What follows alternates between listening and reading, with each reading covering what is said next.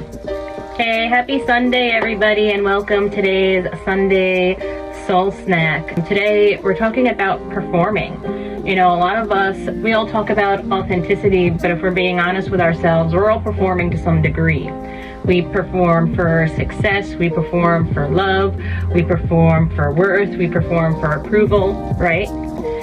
And here's the question: who are you really? Who are you without the masks, the titles, the roles? Who are you really? We ask the question often, who are you? And most people's response is, I'm a mom, I'm a business owner, I'm a coach. That's not who you are, that's what you do. Pretty much 99% of the time, anybody that answers that question, they're answering in a way, some form of what they do, not who we are. So who are you? And this isn't about becoming someone new, it's about remembering who you were before you started trying to earn your place in the world one way or another. I know at the beginning of my healing journey, I was very confused about what I was supposed to be, you know, as an evolving, expanding, conscious individual, because this is something that, as far as I understand, we're doing for the first time in the way that I'm doing it. Going to a more grounded example, two grounded examples I have in the past, well, one past and one somewhat present, is there was a time I ran kitchens back in New York. And, you know, I was even skinnier than I am now. I'm a tiny person. You can't tell on here, but I'm about 5'2" and about 100 pounds. And so in a kitchen where I'm supposed to be running it, I had to really toughen up and put on a role, you know, so that I could be respected, so I would be listened to. And at times that was very hard to let go of. I would get stuck in that mode, you know. Being a chef, cooking is something that I love to do. It's not exclusively who I am, and the more I made it who I am, the more I felt restless and constricted in that role, and ultimately I ended up not doing it as a profession anymore because of all the pressure I put, of course, on myself. It wasn't even from other people. It was all in response to perceived things, you know. And more recently, now that I'm in coaching and consulting, there's this energy that can stick with you. And in the beginning, just about everybody makes these amateur mistakes. And I did too, to where I was always wearing my coaching hat. I was eager to share my value, share my worth. I wanted, you know, my friends and family and loved ones to really know the depth of what I was capable of. And so it would at times come out distorted because I'm in this place where I'm not switching it off, you know. I'm using this one aspect of me, and you know, it wasn't working. We're all very multidimensional beings, and we need to be able to switch from facet to facet. And when I say multidimensional and facet, I mean that we have all these sides of ourselves. Every archetype there is, we all hold it inside of us. It's just a matter of to what degree and how much of each one do we express. And so it can be tricky, especially when we are working for some kind of legacy or our own business, because it really can consume our lives in a big way, especially if you're like me and you've been building everything you have out of nothing. Even if you're not like me, I've seen a lot of other people, they just keep building, and it's this thing where it becomes who they are, and it becomes how they're valued and how they're known, and so they stick with that because they want to remain valued and known. But the problem is that's not the whole you. And there's other parts of your soul that need to be satisfied. And it could be so easy to kind of rely on the validation of what we know. It's like another form of comfort zone.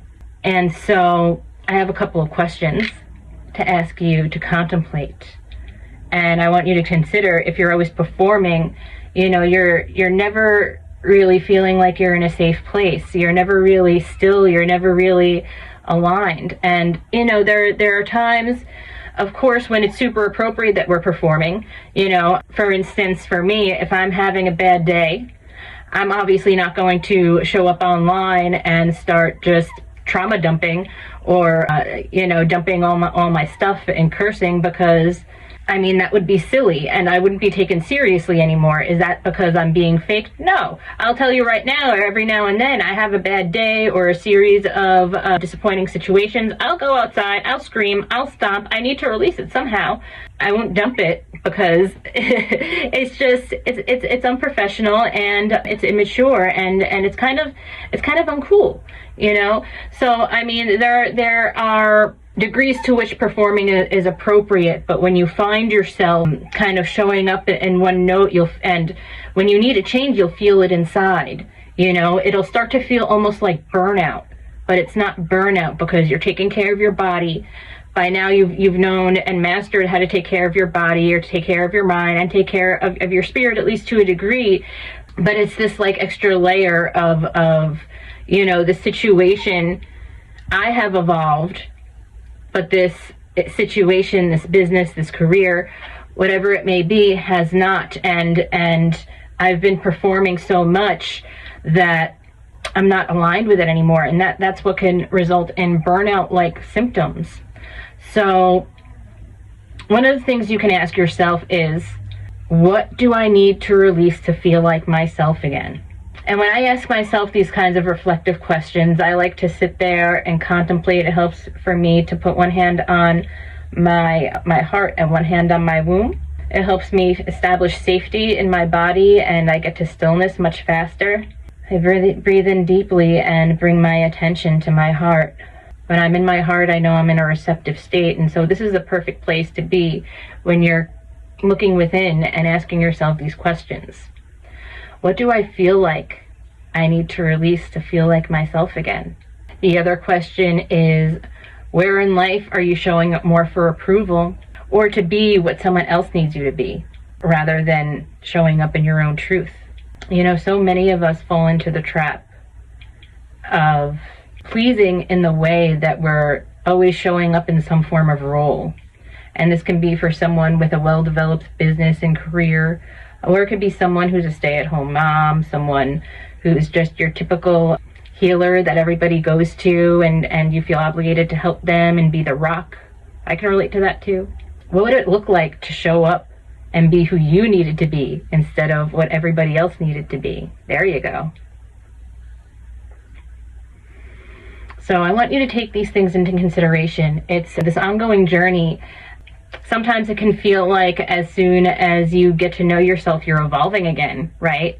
Some of the tools that I love to use are Gene Keys and Human Design. And whenever I'm starting to feel a little bit lost and like I'm evolving and need to catch up with myself, what I do is I refer back to my design, I refer back to my Gene Keys, because it reminds me of who I was blueprinted to be.